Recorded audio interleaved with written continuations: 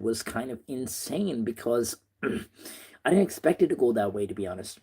I expected Arman to completely dominate it, but at the same time, I was thinking because Shara is quite long. He's 6 feet 2 inches tall.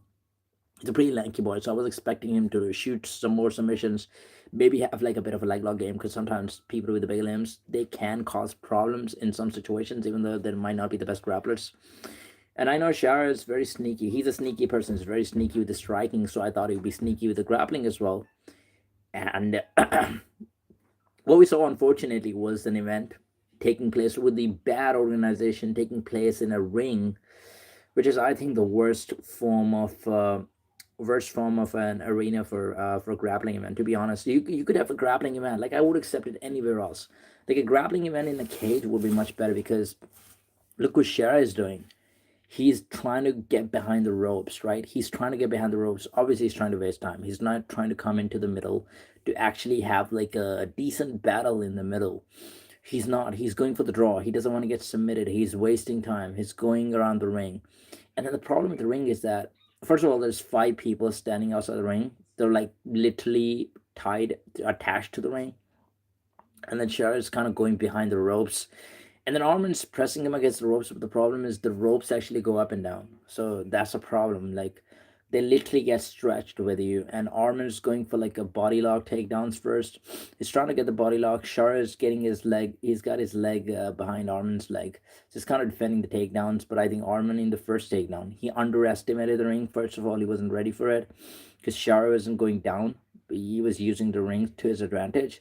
And then Arman underestimated the weight of Shara. Shara's like 185 pounds. He was pretty strong in the first few minutes. So he landed on top. He landed on top somehow. Arman actually put himself down. I wouldn't even give a takedown to Shara for that. Arman put himself down and then he got out of it. Shara had his back for a second. It wasn't like the hooks in or something like that. Then Arman was going for the body locks. Again, he tried that like a few times. It just didn't seem to go his way. And then we had Shara actually not doing anything. I was expecting to do at least something. Even if you're in the corner, right? Try to do something. Try to advance position or try to have some sort of counters. He didn't do any counters. He was just holding the position in the corner. That's what he was doing.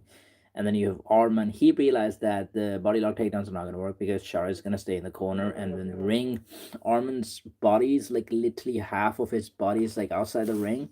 And then he realized that he's going to have to shoot low. So he shot a bit low and then he got a takedown. And then he got a takedown. He dominated from the top. And then after that, he was like, okay, let me try this. So he changed the levels. I think got a high crotch and then he slammed Shara into the ring in the middle, picked him up, slammed him, and then after that he had the ground control, and then he kind of passed it, and the Shara was going for the triangle, but he wasn't even close. Arman kind of rolled to the side, and then he passed the knee, but he was still in a half guard, and then he let him get back up, and then he picked him up, sort of like, and then kind of took him down, but Shara got saved by the ropes. So, I mean, I would say amazing work by Arman Sryukin. I would rate it really high. Like you're going against a guy who doesn't have a lot of experience, but he's much bigger than you. Like Arman on the fight day, that's not even his actual weight. He's 173 pounds. Shar is still 187 pounds. He's got 14 pounds on you and a much bigger build. So Shad at 187 is a natural 187. This is the weight class that he actually fights at.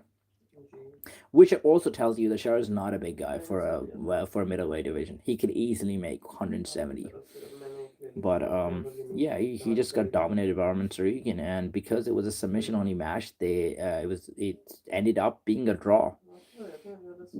And I just don't think that's like the best structure. If it was in a grappling, if it was in like a grappling pit, or if it was on like if it was on the smooth surface floor, it would have been a one-sided match for Arman Sarikian. He would have got a submission. I'm pretty sure he would have got like a chest to chest on Shara. He would have controlled him in the middle of the arena. Shara wouldn't have anywhere to go. That would have been a much better outcome. But yeah, man, it was an exhibition match. Hats off to Shara. Actually, he put himself in a situation where he was uncomfortable. There wasn't people were not expecting him to win this match. He's a striker. He puts himself in a difficult situation. Obviously, he was trying to prove that he had grappling, and yeah, that's what happened. To be honest. Let me know what you guys want to see. Let me know what you guys want to see next.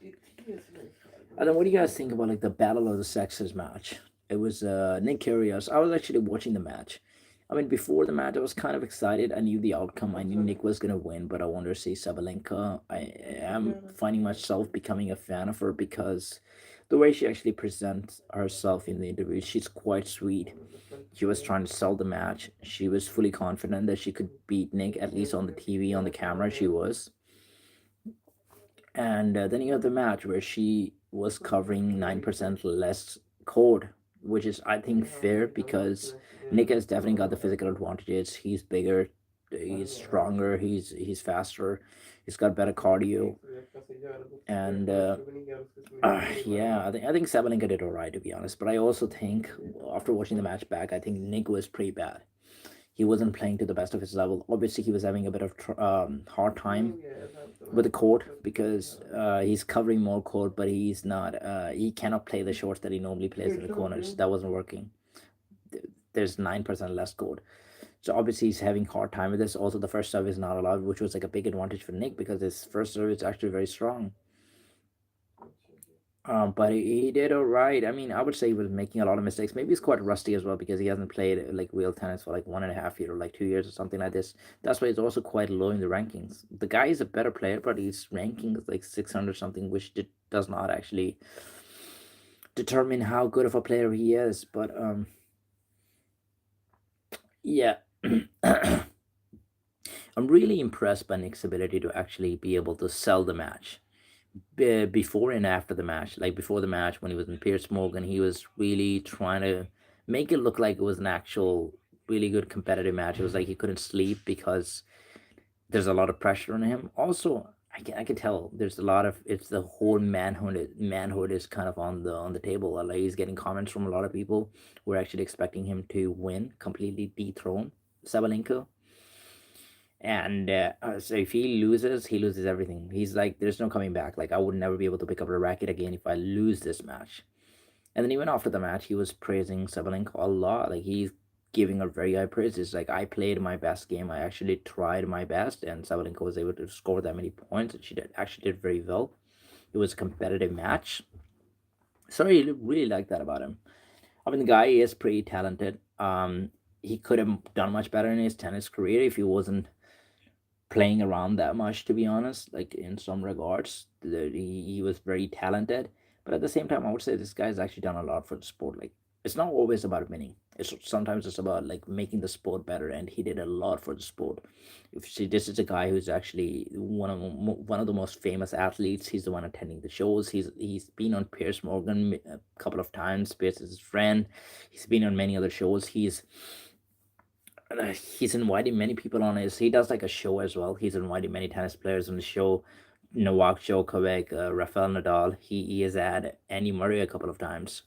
So obviously he's doing great things for the sport. And I think even though he did not play serious, and even though it was not his best game, even if he was trying, I think that was a great event. And the criticism that is getting, I don't even understand it, to be honest, because that's more eyeballs for the women's sport. That's what you want.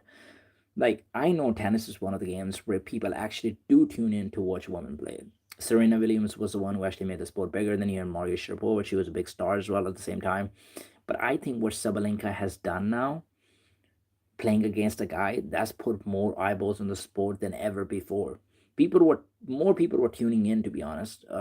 There was a lot of spotlight on her. She was invited to a lot of shows. She was on Piers Morgan. She was on multiple other shows. So there's a lot more that women tennis accomplished from it. I think there were more benefits than the negatives.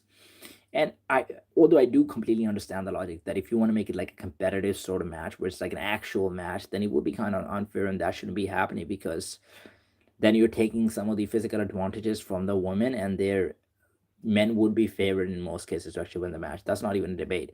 But that's not the point. If you're making it an exhibition match, that's good for the women's sport. You're putting them against the biggest stars. I think that they should do the same thing with like Novak Djokovic, and even the retired stars. Sometimes they can put in the exhibition matches like Rafael Nadal, Roger Federer. I'm pretty sure they'll be happy to do something like this.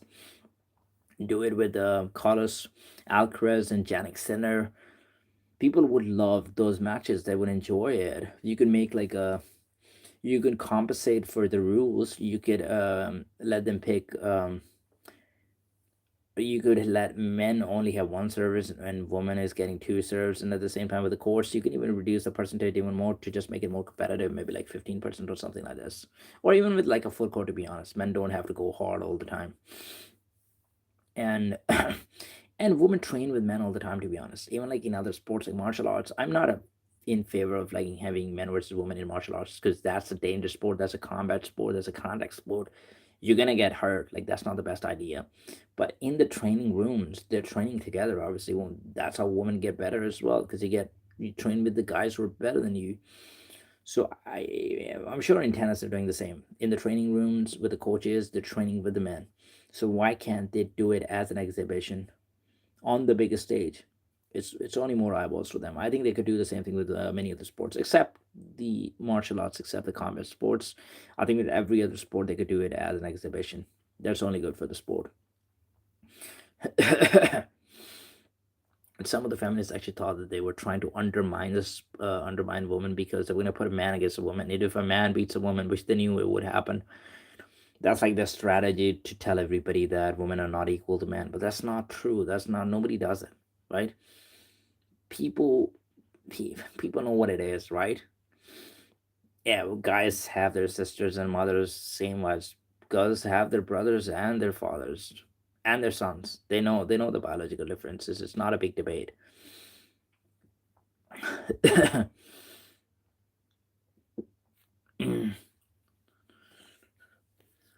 Okay, I think I'm just gonna cut the stream right now, because there's not many people actually joining in. I might stream a bit later, but that's what I had to say about this. I just had to talk about two topics. One of them was tennis, which I thought was really important, because there's a lot of people have been talking about this, and I think they did a great thing. And the other thing with the grappling, I hope that that Russia also realizes that it's better to have the grappling fights inside the cage or in a pit instead of having them in a ring. I don't think that's the place for it. And that's why I'm a little bit disappointed, because there was a lot of hype for this. And I hope Arman Sir, he can get the title shot in the UFC now. I think he deserves it. And I hope he does well in his wrestling match. He's the whole concept, the whole narrative that he's not an active fighter. I think that's well past behind it now. I don't think anybody believes in. I think fans rally behind him. Even today, when it was given a draw, all of the fans booed it. They booed the decision, even though that was part of the rules, because it was submission only. But that tells you that fans actually love Arman a lot, and they see the hypocrisy behind the policies in the UFC. So I think it's time. Just give him a title shot. I hope he wins his next wrestling match too.